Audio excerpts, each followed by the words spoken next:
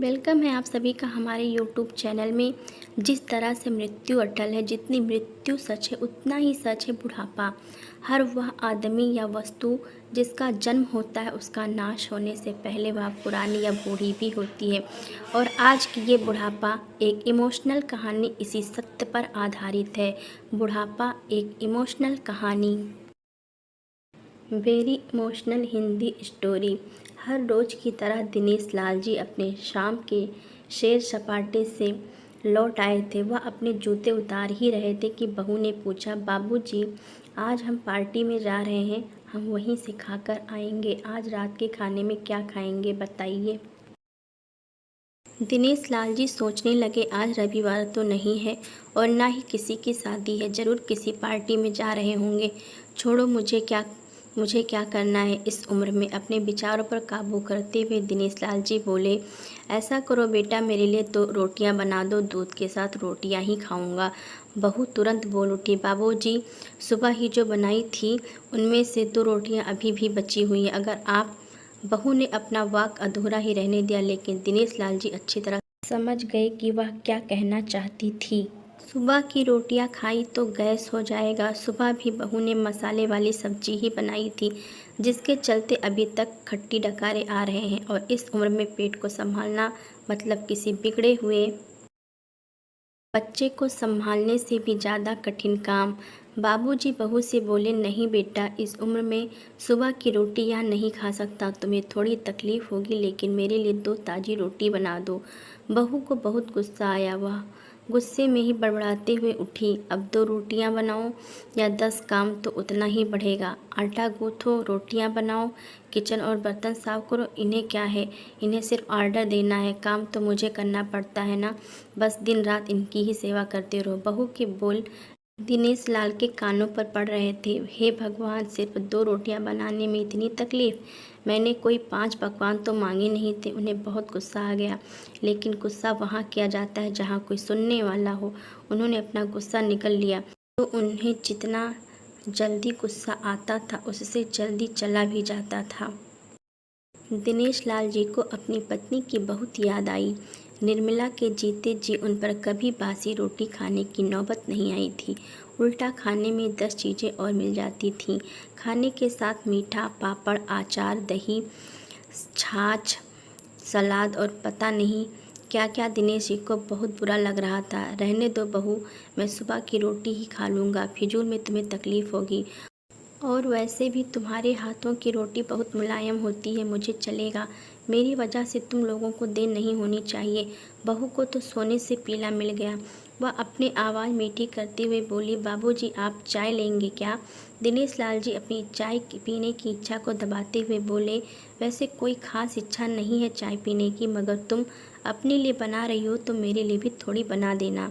हाँ बाबूजी, मैं अपने लिए बनाने वाली हूँ, आपके लिए भी बना देती हूँ, बोलकर बहू रसोई घर के अंदर चली गई। दिनेश लाल जी खुद से ही बातें करने लगे, अभी तो लाखों की जायदाद है मेरे पास, यह घर भी मेरे नाम पर है और खाते में भी लाखों रुपए पड़े हैं। कभी बेटा विषय निकालता है तो मैं बोल कर टाल देता हूँ कि मेरे बाद तेरा ही तो है सब कुछ, और फिर भी 1 कप चाय और 2 ताज़ी रोटियाँ खाने के लिए तरसना पड़ता है। तो उन बूढ़ों का क्या होता होगा जिनके पास संपत्ति के नाम पर सिवा पुरानी यादों के कुछ भी नहीं होता। निर्मला को याद करके दिनेश लाल की आंखों में आंसू चमकने लगे और धीरे से गालों पर सरके। निर्मला के होते हुए उन्होंने घर का कोई भी काम नहीं किया था। आर्थिक जवाबदारियों के अलावा उनकी और कोई जवाबदारी नहीं थी। उनके व्यापार ने भी उन्हें अच्छा साथ दिया था। वह भी निर्मला से बहुत प्यार करते थे, लेकिन कभी जता या बता नहीं पाए। वह यह सच्चे दिल से मानते थे कि निर्मला उनकी किसी पूर्व जन्मों के पुण्य का फल है, लेकिन जिंदगी की भाग दौड़ में वह निर्मला की मन की इच्छाएं पूरी ना कर सके। उन्हें वैष्णो देवी जाना था, लेकिन हर बार यह यात्रा अगले साल के लिए पोस्टपोन्ड हो जाती। घर बार और संसार की जिम्मेदारियां संभालते संभालते कब उनकी इच्छाएं उन्हीं के साथ चली गई, पता ही नहीं चला। दिनेश लाल जी ने देखा उनके पोता और पोती दोनों ही स्कूल से आ गए थे। दोनों ने अपना बस्ता सोफे पर फेंका और दादाजी की तरफ दौड़कर उनके गले लगते हुए कहने लगे, चलिए न दादाजी, खेलने चलते हैं।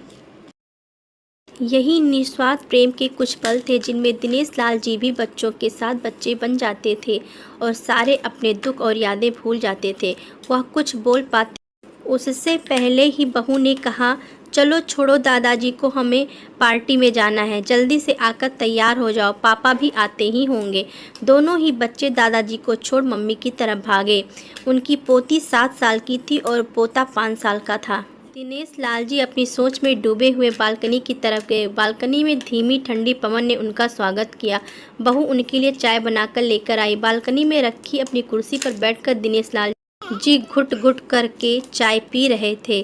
पी क्या रहे थे, निगल रहे थे, क्योंकि चाय के नाम पर सिर्फ कम शक्कर वाला गर्म पानी था, ना इलायची ना अदरक। दिनेश लाल जी मन ही मन सोचने लगे, बहू के जाने के बाद आज खुद अपने हाथों से चाय बनाऊंगा, इलायची, अदरक और थोड़ी सी ज़्यादा शक्कर डालकर, और उसके साथ रोटियां खा लूँगा, रोटियां खाऊंगा। रोटियों की याद आते ही उनका मुँह फिर खट्टा हो गया। चाय खत्म होने पर खाली कप लेकर वह किचन में रखने गए तो वहाँ देखा कि बहू और बच्चों का कप धो के पड़ा था।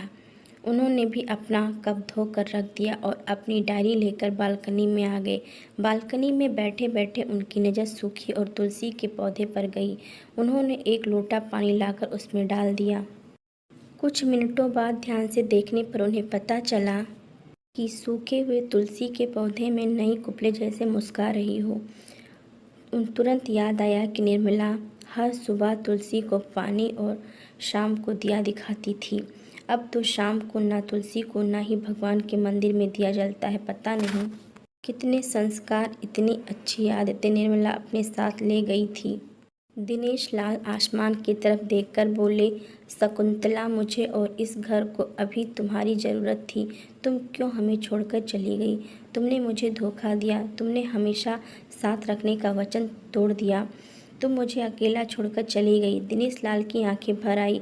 पापा, इतनी ठंडी हवाएं बह रही हैं और आप हैं कि बालकनी में बैठे हैं, अंदर आ जाइए, नहीं तो बीमार हो जाएंगे। बेटे ने दिनेश लाल जी से कहा। बेटा, बहू और पोता पोती सब तैयार होकर पार्टी के लिए निकल रहे थे।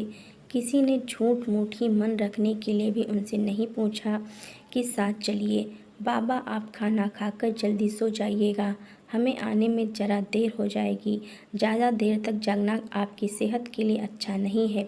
हमारे पास घर की दूसरी चाबी है, हमारी चिंता मत कीजिएगा। बेटे ने ही जाते हुए कहा, ऐसा बोल रहे हैं जैसे मेरी सेहत की बहुत फिक्र है। कितने दिनों से बोल रहा हूँ डॉक्टर के पास ले चलो, बीपी बढ़ा हुआ है, शुगर भी चेक करवाना है, थोड़ा सा भी चलता हूँ तो हाँफने लगता हूँ। बेटा कहता है कि बुढ़ापे में यह सब तो होता ही है, ज़्यादा भ्रम मत पालिए। वाह बेटा, बूढ़े बाप के पास बैठने के लिए थोड़ा सा भी टाइम नहीं है तेरे पास, और पार्टी के लिए टाइम ही टाइम है। ऐसे अनगिनत विचार उनके दिमाग में चल रहे थे, लेकिन फिर भी उन्होंने हाँ में सिर हिलाया। सभी पार्टी में चले गए। दिनेश लाल जी हाल में रखे कुर्सी पर आकर बैठे। खाना खाने की अभी कोई इच्छा थी नहीं, इसलिए टीवी चालू की। आज वैलेंटाइन डे था, प्यार का दिन, इसलिए टीवी पर भी उसी के बारे में दिखा रहे थे। दिनेश लाल जी की नज़र पास में रखे अपनी पत्नी की फ्रेम पर गई, जिसने लाल कलर की साड़ी पहन रखी थी। प्यार तो उन्होंने भी खूब किया था, निर्मला जी से पूरी ज़िंदगी किया था, जी जान से किया था, लेकिन कभी बोल नहीं पाए। टीवी पर दिखा रहे थे, लोगों ने लाल कपड़े पहन रखे थे, हाथों में लाल फूलों के गुच्छे लेकर वह ग्रीटिंग कार्ड्स की खरीदी कर रहे थे। पता नहीं दिनेश लाल जी के मन में क्या आया, उन्होंने अपने पैसों का बटवा लिया और निकल पड़े। निर्मला जी के याद में चलते चलते वो एक आइसक्रीम पार्लर के पास पहुँचे। वो सांस चढ़ गया था, उनके सांसों की गति तेज हो गई थी। आइसक्रीम पार्लर के पास एक कुर्सी पर वह आकर बैठे, तभी वहाँ पर एक छोटी बच्ची आई जो गुब्बारे बेच रही थी। बच्ची बोली, दादाजी गुब्बारे लोगे क्या? इतने ही बच्चे हैं, बिक जाएंगे तो जल्दी घर चली जाऊंगी। दिनेश लाल जी ने देखा 10-12 रंग बिरंगे गुब्बारे थे। उन्हें याद आया कि निर्मला जी को भी गुब्बारे बहुत पसंद थे, लेकिन अब गुब्बारे लेकर क्या करूं? उन्हें बच्ची की आंखों में सच्चाई और आशा दिखी। उन्होंने 200 रुपये दिए और सारे गुब्बारे खरीद लिए। उन्हें फिर से निर्मला जी की याद आई, क्योंकि वह भी घर से निकलते समय हमेशा थोड़े एक्स्ट्रा पैसे लेकर निकलती थी और किसी न किसी ज़रूरतमंद की मदद किया करती थी। कभी वो टोकते तो वह कहती, हमें भगवान ने लेने वालों के लिए नहीं, देने वालों की लाइन में खड़ा किया है और थोड़े से रुपयों के बदले में लाखों की दुआएं मिलती हैं, तो मुझे टोका मत कीजिए। आंखों में आंसुओं के साथ दिनेश लाल जी खड़े हुए रास्ते के बीचों बीच आए। उन्होंने आसमान की तरफ देखा, अपने हाथों में पकड़े गुब्बारे आसमान में छोड़ दिए और चिल्लाकर बोले, निर्मला, मैं तुमसे प्यार करता हूँ। उनके सांसों की गति बढ़ गई, उनका शरीर लड़खड़ाया और जमीन पर धड़ से गिर पड़े। आसपास के लोगों को कुछ भी पता चल पाए उससे पहले ही दिनेश लाल जी ने इस मोह माया की दुनिया को अलविदा कह दिया। उन्हें अपनी पत्नी से मिलने की बहुत जल्दी थी। तो इस कहानी को यहीं पे एंड करते हैं। अगर वीडियो पसंद आई होगी तो आप लोग लाइक, शेयर एंड सब्सक्राइब करना बिल्कुल भी मत भूलिएगा और कमेंट करके ज़रूर बताइएगा कि कहानी आपको कैसी लगी। आपसे मिलते हैं अगली कहानी के साथ और भी अच्छी कहानी के साथ। तब तक के लिए bye bye. Thanks for watching.